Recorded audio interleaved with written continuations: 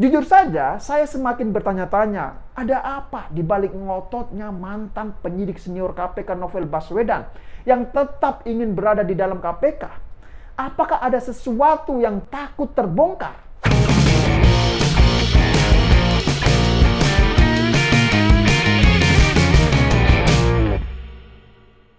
Ya, jumpa lagi dengan saya, Yusuf Muhammad. Saya hampir tidak bisa menahan tawa ketika membaca berita ada sekumpulan orang yang gagal tes wawasan kebangsaan di Komisi Pemberantasan Korupsi atau KPK. Kemudian mereka ini tidak terima, mereka melawan dan sampai mendirikan kantor darurat, begitu katanya.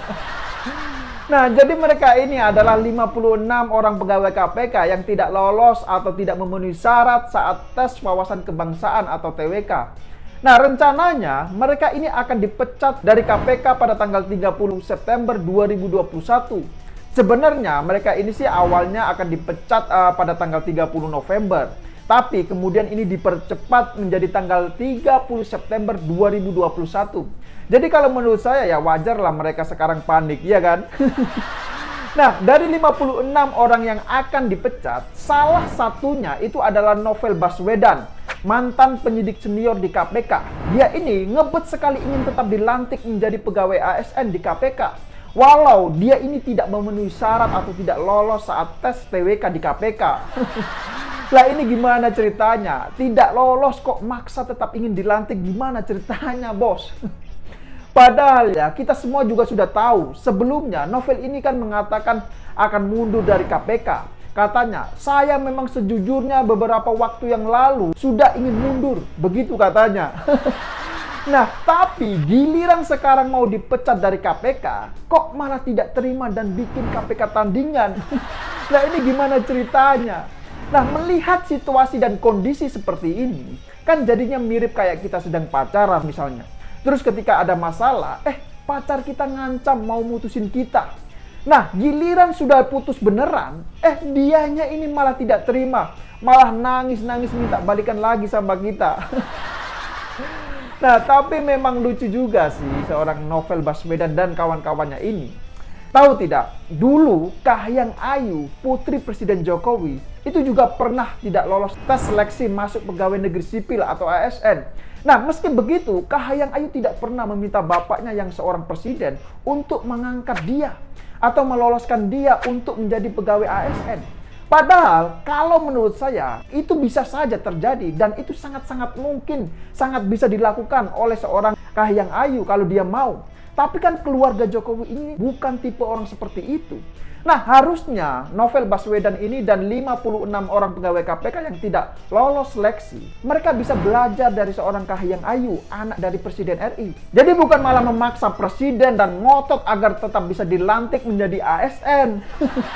Bahkan yang lebih memalukan lagi adalah mereka sampai bikin KPK tandingan dan mengerahkan BEM SI untuk demo mengancam Presiden Jokowi supaya tetap melantik puluhan anggota KPK yang tidak lolos tes wawasan kebangsaan atau TWK. Nah, ini gimana ceritanya, ya kan? Coba lihat saja hari ini misalnya, ya kan? BEM SI ini turun ke jalan untuk demo. Tapi sayangnya yang demo ini cuma ratusan saja.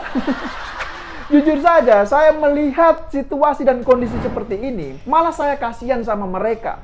Mereka sudah capek-capek bikin surat terbuka lah untuk ultimatum Jokowi, maksa supaya 56 pegawai yang tidak lolos itu tetap dilantik dan diangkat menjadi ASN. Tapi sayangnya surat mereka itu tidak ditanggapi oleh Jokowi. Ya ibaratnya kita nulis surat cinta kepada seseorang wanita lah. Ternyata surat itu cuma dibaca saja. Nggak ada balasannya sama sekali. Nah, karena nggak ada balasan itulah akhirnya mereka pun ngamuk dan demo turun ke jalan saat ini. Lah ini gimana ceritanya? Emangnya KPK itu perusahaan milik nenek moyangnya, ya kan? Sehingga mereka bisa menduduki seenaknya, mereka bisa keluar masuk seenaknya. Ya kan nggak begitu juga. Nah, melihat situasi seperti ini, saya jadi teringat. Dulu juga pernah ada kumpulan gelandangan politik yang suka bikin tandingan. Masih ingat tidak? Ada yang pernah bikin gubernur tandingan. Kemudian ada juga yang main presiden-presidenan. Nah, semua itu diakibatkan karena mereka kalah dalam pertarungan politik. Nah, kalau sekarang ada juga yang main KPK-KPK-an dan main jubir-jubiran. Kelakuan mereka ini memang lucu kalau menurut saya. Bahkan ini jauh lebih lucu dibandingkan hiburan badut pesta ulang tahun untuk anak-anak. Kita semua juga tentu masih ingat selama ini kan KPK kental sekali diisukan dengan adanya beberapa faksi di dalamnya. Salah satunya yaitu faksi Taliban, yang mana kabarnya faksi ini sangat-sangat mendominasi dan punya pengaruh yang kuat di dalamnya. Kalau bisa dibilang faksi Taliban ini ya seperti sekumpulan geng lah. Mereka ini tidak ada urusannya dengan keyakinan tertentu. Nah, perlu saya informasikan juga bahwasanya baru-baru ini ada penangkapan dari Wakil Ketua DPR RI yaitu Aji Samsudin oleh KPK. AS ini ditetapkan sebagai tersangka suap terkait penanganan perkara di Kabupaten Lampung Tengah. AS diduga memberi suap kepada mantan penyidik KPK Stepanus Robin Patuju dan pengacara Maskur Hussein sebesar 3,1 miliar rupiah. Coba bayangkan, oknum penyidik KPK pun ini masih bisa ada yang disuap.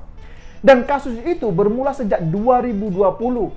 Nah, sekarang pertanyaan saya, apakah hanya satu penyidik KPK saja yang bisa disuap?